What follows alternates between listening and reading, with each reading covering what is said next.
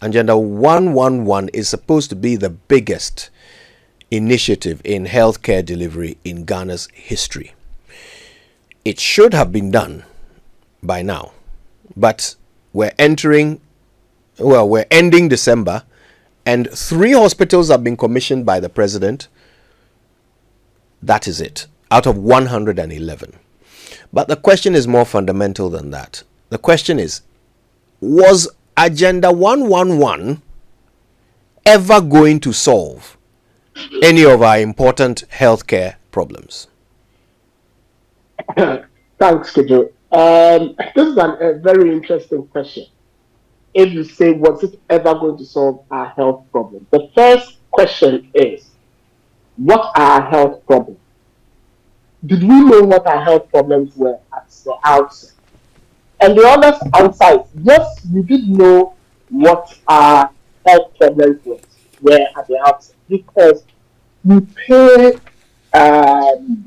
institutions in the country to bring out reports. One of them is the Holistic Assessment of the Health Program of Works by the Ministry of Health. And then there's the Health Facilities Assessment Report, which also comes out between the Ghana Health Service, the Global Fund, the WHO, and other things. And there's the Demographic and Health Survey that is released by the Ghana Statistical Service, which gives us an idea of our demographics, our age, split, gender, everything, and what are the impacts of our health system on these people. So the correct answer is, we did know what our problems were.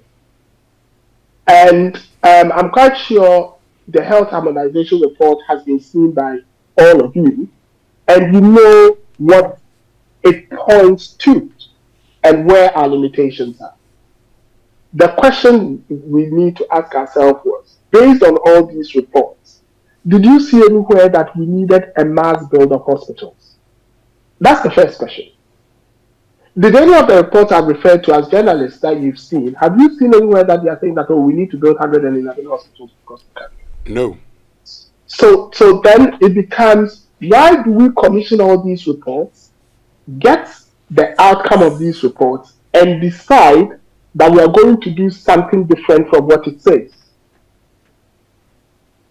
So that is the basis. To answer your question, therefore, Agenda 111 wasn't going to fix the problems in our health system, because it wasn't identified as a need by our reports that assess the needs of our health systems in the first place. So what did never going to do that? Yeah, what did the reports identify? Well, the reports, one of the key things that always strikes out for me is the fact that 95%, because the report says 5% of our